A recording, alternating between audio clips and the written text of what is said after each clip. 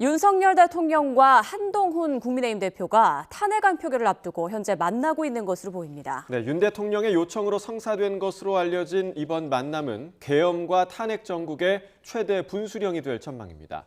취재기자 연결하겠습니다. 조용성 기자, 오전부터 여당 상황이 긴박하게 돌아가고 있는데 이 윤 대통령과 한 대표가 만난다고요?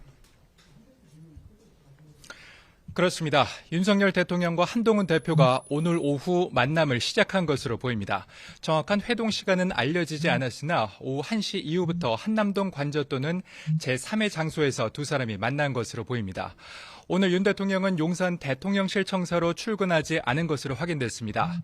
야당의 탄핵 소추안 표결을 앞두고 성사된 오늘 만남에서 두 사람은 윤 대통령의 거취와 관련해 어떤 결단을 내릴지 논의할 것으로 보입니다.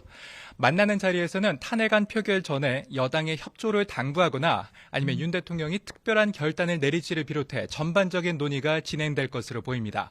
다만 대통령실 핵심 참모들은 연락이 닿지 않거나 회의 중이니 나중에 전화하겠다는 문자 답변이 와서 논의가 어떻게 진행되는지는 정확히 확인되지 않습니다. 오전에 한 대표가 윤 대통령의 직무정지가 필요하다는 의견을 밝히면서 상황이 더 긴박하게 돌아가고 있는데요. 중계 직전까지 확인해봤지만 이에 대해 대통령실은 아직 아무런 입장을 내지 않고 있습니다. 윤석열 대통령과 참모진은 실시간으로 급변하는 상황에 대응하기 위해 고심하고 있는 것으로 보입니다.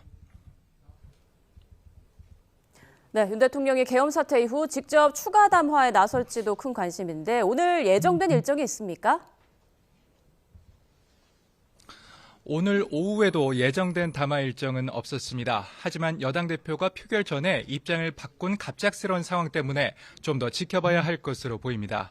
지난 4일 새벽 4시 27분쯤 비상계엄 선포를 해제한다고 발표한 뒤 윤 대통령은 공개석상의 모습을 드러내지 않고 있는데요.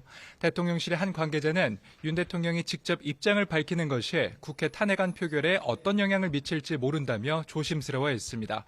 대통령실은 우선적으로 야당의 탄핵안을 국회가 표결하는 일정에 맞춰 상황을 예의주시하고 있었는데 탄핵을 반대하던 여당 대표의 입장이 급변하면서 표결을 앞두고 윤 대통령과 한 대표의 만난 결과를 두고 어떤 조치를 취할지도 검토할 것으로 보입니다.